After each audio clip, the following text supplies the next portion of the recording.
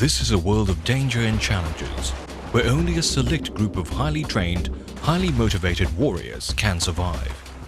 Here, you need strong nerves, peak physical fitness and mental fortitude to complete a variety of missions.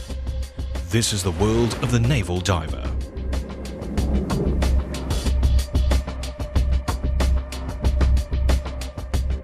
To protect our important sea lines of communication from sabotage, naval divers can be tasked to carry out mine disposal operations. Specialized diving teams also undertake the task of underwater obstacle clearance.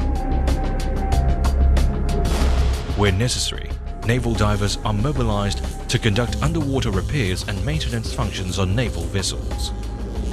Together with the RSAF, search and rescue divers are on standby 24 hours all year round, ready for action at a moment's notice. Naval diving teams are also on standby as part of a Flyaway Immediate Response Submarine Rescue Team, or FIRST for short.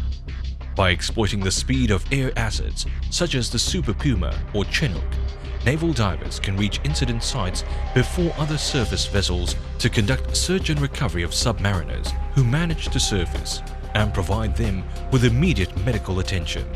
Regardless of what mission our naval divers undertake, it is most often than not carried out in very unfriendly conditions. Most of the time we may be working deep in the water, so the visibility in the water may be less than half a meter, or sometimes we can't even see our own hand, and then we will encounter some unforeseen situation like big swell, strong current, and sometimes we may not be always going along with it. We have to go against it in order to carry out our task. For a human being to operate underwater, it takes almost double the energy as compared to working on land. So basically, your fitness must be there and in tip-top condition. A strong physique is therefore a prerequisite in a naval diver's must-have list of qualities. And a strong physique is something that he will develop further as he undergoes more training. Potential candidates that are handpicked during BMT to undergo combat diver training will first go through a physical phase to build up his physical fitness. There is only so much punishment that the body can take, but to a naval diver, it's all in the mind.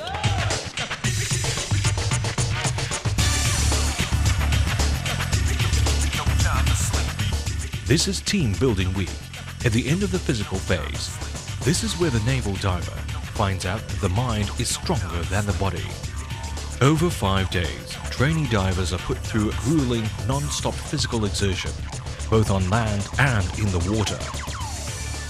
Their psychological strength is put to the test by breaking their physical strength. They must have the correct mental mindset, the never give up attitude. So even when your limbs are too tired to move, you must have the willpower to keep pushing until you reach the goal. In fact, there's some research that says that a man can take 10 times more hardship than he can think of. So putting them through this, in fact, making them realize that they can do it. Nothing is impossible. To survive in the water, it sometimes takes more than just pure brawn. It also involves the brain. Besides being your fundamental fitness, your physique, you still got to have brains. You know, you got to have brawl, you got to think, you got to get sometimes overcome obstacles not just by brute strength. Yeah, so you got to also be a thinking diver. In the basic diving phase, a high level of water confidence and competence is required of all naval divers. This means getting used to your working environment and developing a thorough understanding of basic scuba diving equipment, as well as learning all the necessary drills to handle different scenarios underwater. It's for them to build personal confidence, because when you're down there below with no one else, you and your equipment or your buddy, you have to know exactly what to do, what are the drills. Initiating underwater conditions, the instructors will shake you, rip off your mask, take off your fins, things like that. We cut off your air source, and then you have basically no air, and then from there, there's a certain drills that they have to do to rectify the faults, and certain actions to do to make sure they know how to think when they are in trouble. In general, we don't want a panic diver underwater because panic makes things worse. Shipboarding operations are also part of a naval diver's important skill sets. These operations are carried out when vessels are suspected of carrying contraband cargo or in the rescue of hostages from hijacked ships. Close-quarter combat is part and parcel of these operations.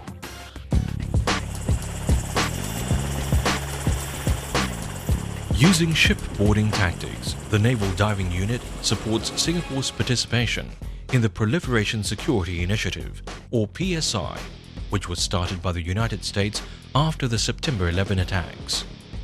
Special task groups, consisting of the Naval Diving Unit's boarding and security teams, medics and the Army's chemical, biological, radiological and explosive defense group, search and stop any suspicious transshipment of weapons of mass destruction or related materials into this part of the world.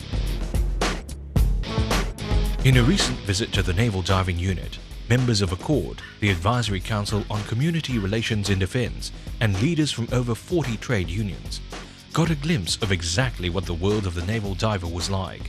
Through the visit, they gained a better understanding of the naval diver's contribution towards safeguarding and defending the waters of Singapore. This is a very important role that they are playing. They are doing a very good job and they are taking it very seriously, the defense of Singapore, and how to protect and defend the country. No matter what challenges come their way, our naval divers take it in their stride. It is about the unshakable camaraderie and esprit de corps, the teamwork that binds each and every naval diver to the greater goal of the Naval Diving Unit. In NU, there is no I. That is to say that there will always be you and your buddy, or even you and your teammate. The training coming to let you gel into a team and have common understanding so that you know what is your common goal and work towards it. Trust your body, trust each other, because we've all been through the same stage of training. Every man that we work for, every man that we work with, is as good as what we are. Proficient in skill, strong of body, mind and spirit, nothing stands in the way of our warriors of the deep. He's constantly improving himself because our environment is never stagnant. So for us, we are always operating and we're always facing new challenges. Whenever task we were given, we will do it and complete it no matter what.